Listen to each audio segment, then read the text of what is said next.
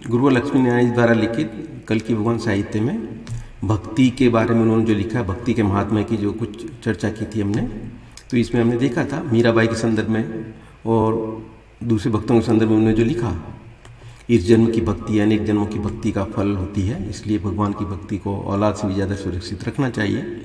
ये कल्कि भगवान ही थे जिन्होंने अपने पहले जन्मों में ध्रुव, प्रहलाद, अम्बरीश, हनुमान, सबरी, मीरा आदि को अपनी भक्ति की अमर करने वाली धारा में बहा दिया।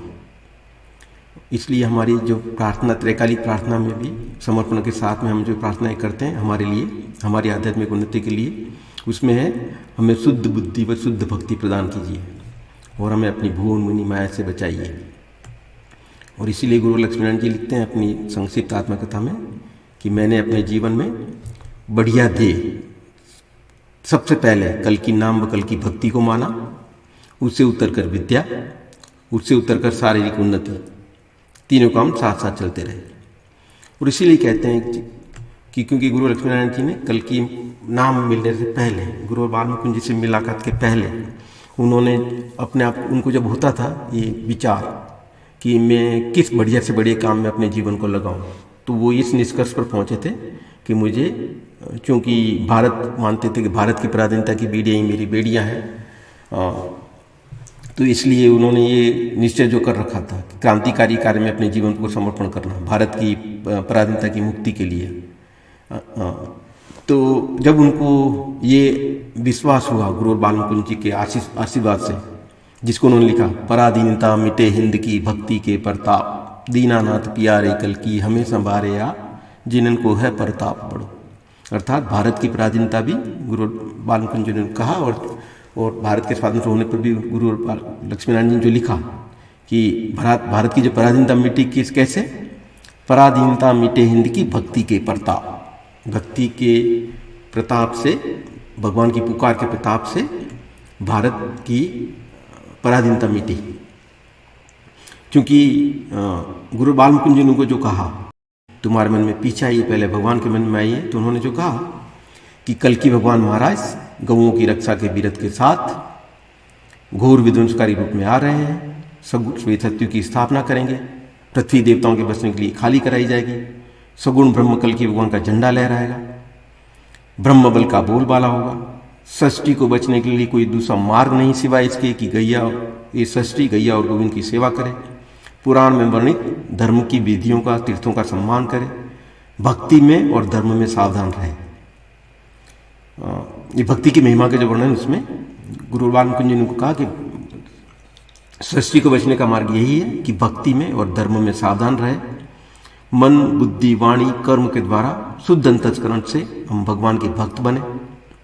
तो भगवान की भक्ति के लिए क्या कह रहे हैं? मन, बुद्धि, वाणी, कर्म के द्वारा शुद्ध अंतःकरण से भगवान के भक्त बने। चारों युगों के रामायण व महाभारत कालीन प्राचीन ऋषि मुनि देवताओं को, भक्तों को नए सिरे से भक्ति सीखने के लिए जन्म दे दिए गए हैं। उन पर जो कष्ट पड़ेंगे, उनके कष्टों से और भजन पूजन से, पुकार से लाखों वर्ष की लंबी अवधि वाला कलयुग सूली का कांटा बनकर कट जाएगा। और भी जो भक्ति की महिमा के बारे में उन्होंने कहा कि भक्त, भक्ति, भगवान, ये तीन ही संसार में रहेंगे। जो जीव चार चार युग से भक्ति करते आ रहे हैं और इस युग में भी पक्के बने रहेंगे, वे ही अंत में पक्के माने जाएंगे। और ये भी जो कहा कि भक्तों को विश्वास कर नए सिरे से भक्ति सिखाई व करवाई गई, तत्काल हाथों हाथ फल मिलता गया, जिससे भक्तों में विश्वास बढ़ता गया। तो नाम की महिमा के प्रताप उसमें भी जो गुरु लक्ष्मण जी लिखते हैं, भक्ति होती नित्या प्रकृति, मुक्ति जिस पर है बलिहारी। तो ये कल की नाम के जाप से मुक्ति देवी आप पर बलिहार करके मुक्ति तो देती है, पर जो भक्ति नित्या प्रकृति, हमारा जो प्रकृति स्वाभाविक जो प्रकृति बनती है भक्ति की, जिससे मुक्ति अपने आप उससे मिलती है। इसे गुरु जी लिखते हैं कि हम सच्चे मन से कल की भगवान के भक्त बने, मन समेत पांचों ज्ञानेंद्रियों को बस में करके, मन, बुद्धि, वाणी कल की भगवान में लगाकर अंतस्थल से पुकार करें। ऐसे प्राणी को भगवान अपना स्वरूप बना लेते हैं। तो यहाँ पर जो कहा मन समेत पांचों ज्ञानेंद्रियों को वश में करके, तो ये पांचों ज्ञानेंद्रियों को जो वश में करने का जो है, जिसको पंडित मनोकांत जी ने बहुत ही सुंदर ढंग से जो एक भजन में डाला, जो और सभी इंद्रियों को जो लगाया उन्होंने, ये जो भजन है उनका, कृपा करके शरण में ही हमें हे नाथ रहने दो, हमारे शीश पर अपनी कृपा का हाथ रहने दो। तो उसमें जो पहली पंक्ति है, भजन का तार ना टूटे तुम्हारा द्वार ना टूटे, सदा संबंध नयनों का छवि के साथ रहने दो। तो ज्ञानेंद्र में से एक जो आंखों का उन्होंने कहा, सदा संबंध नयनों का छवि के साथ रहने दो। फिर दूसरी पंक्ति में कहते हैं, सुबह या शाम दुख सुख में तुम्हारा नाम हो मुख में, नित्य निरंतर चरणों में झुकाइए माथ रहने दो। तो यहाँ पे जीवा को जोड़ा उन्होंने भगवान की भक्ति के साथ। सुबह या शाम दुख सुख में तुम्हारा नाम हो मुख में, निरंतर नित्य चरणों में झुकाइए माथ रहने दो। और फिर इसकी जो तीसरी पंक्ति है भजन की, रहे मन में सदा बाकी तुम्हारे रूप की झांकी, रहे मन में सदा बाकी तुम्हारे रूप की झांकी, जुड़ी दिन रैन कानों से। तो यहाँ पे स्वर्ण इंद्रिय कान को जो लगाया, जुड़ी दिन रैन कानों से गुणों की गात रहने दो, कृपा करके शरण में ही हमें हे नाथ रहने दो। तो जो गुरुजी ने जो कहा, सच्चे मन से भगवान के भक्त बने, मन समेत पांचों ज्ञानेंद्रिय को वश में करके मन बुद्धि वाणी भगवान में लगाकर अंतस्थल से पुकार करें। ऐसा करने से ऐसे प्राणी को भगवान अपना स्वरूप बना लेते हैं। और इसके साथ में गुरुजी जो कहते हैं, भगवान ने कहा है एक प्रवचन में, उन्होंने जो कहा, आपस में एक दूसरे को समझाते हुए, हौसला बढ़ाते हुए, प्रेम करते हुए मेरी भक्ति का जो प्रचार करते हैं, मैं उन पर दया करके क्या करता हूँ, मैं उनके अंदर आत्मा के अंदर बैठकर उनके अज्ञान अंधकार का नाश कर देता हूँ। उनकी आत्मा के अंदर बैठा बैठा मैं प्रकाश देता हूँ, जिससे वे मेरे पास चले आते हैं। तो कैसे क्या करना है, आपस में एक दूसरे को समझाते हुए, हौसला बढ़ाते हुए, प्रेम करते हुए मेरी भक्ति का प्रचार करते हैं। उनको मैं अंतस्करण में बैठ कर ऐसा मार्गदर्शन करता हूँ, वे मेरे पास चले आते हैं। तो यहाँ पर जो गुरु जी ने जो नवधा भक्ति का भी कहा, और जिसके लिए उन्होंने लिखा कि गुरु और बाल मुकुंद जी के बारे में, कि नवधा भक्ति का उनमें पूर्ण समावेश था।